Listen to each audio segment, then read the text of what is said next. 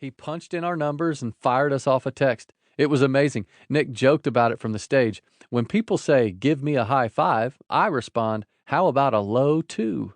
A few months later, Nick came to Charlotte to preach a 6-day evangelistic outreach. We attended the second night with great anticipation. Our kids and all the friends and acquaintances we could gather came with us. Nick absolutely crushed it. He concluded his message by saying, "God told me there are 70 people who would get saved tonight, and I'm not leaving until you come up to this altar. Now move." We never heard an altar call quite like that before. Just like that, 70 people came walking up. He counted them out loud as they came forward, which revealed he had way more faith than us. Sticking your neck out there when God clearly says something to you is scary business. One of our sons even rededicated his life to the Lord that night, which strengthened our bond with Nick all the more. But not until the next day did we really get to know Nick like we do now. The dude is straight up crazy, in a good way. We invited him over for lunch, and the first thing he said was, "One of you boys pick me up and put me in that chair over there." David then grabbed him bear hug style and set him on my patio chair. I didn't want to drop him, so I felt like I was squeezing him to death. Then he asked me to take off his shirt. Do what?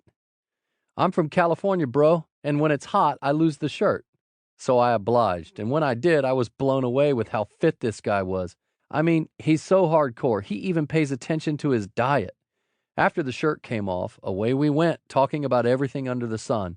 We laughed, prayed, ate, and laughed some more. Our hearts were knit tight. Jason and I were amazed at how grateful, humble, and confident Nick was. We know thousands of people, ourselves included at times, who don't possess these qualities to this level Nick does, and we have our arms and legs. To him, there's just no excuse to not be filled with joy. We loved it when he said, "If your circumstance can't change, then your heart must." We eventually told him about the concept of this book and asked if he'd share some of his story with us. He jumped right in and began to share. Here are Nick's words. I was born in Melbourne, Australia, with a rare genetic disorder called tetra-amelia syndrome, also known as phocomelia, which causes a child to be born with no arms and no legs. If you want to know how special I am, only 7 people in the world share the syndrome. Believe me, I'm blessed. Despite being bullied in school and feeling absolutely worthless early in life, by age 15, God grabbed my heart. He gave me purpose and then began using me. I gave my life to Jesus Christ after reading John chapter 9, healing of the man born blind. When I was 17 years old, the janitor of my high school said to me, "Nick, you're going to be a speaker." Wow, that felt good. This man believed in me. He then arranged for me to speak in front of 6 students at our public school's Bible club. Talk about being a bridge for a disabled teenager. When I spoke, people started crying every time. I could tell God was using me to reach people. I thank God this man stood in the gap for me and made this opportunity happen. Between the ages of 17 and 19 years, I began speaking more, also went into real estate and stock market investing, and graduated from Griffith University with a double degree in accounting and financial planning. Go big or go home, baby. Jason and I feel like such underachievers right now. Then, at the age of 24 years, I was in California speaking in front of a congregation, and a man held up a little boy with no arms or legs.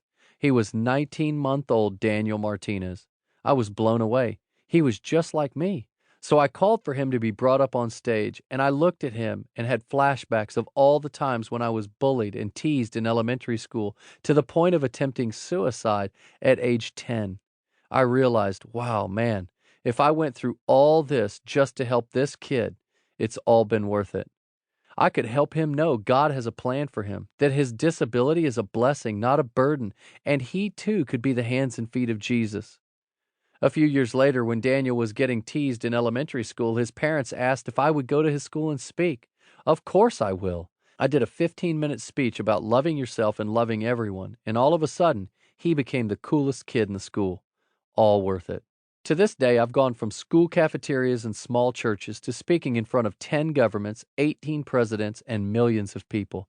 I've had so many moments when God used a man like me, who the world might think has nothing to offer, become a bridge that connects heaven to earth.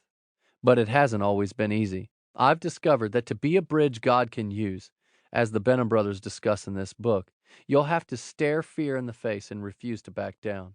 In April 2017, I had to do just that.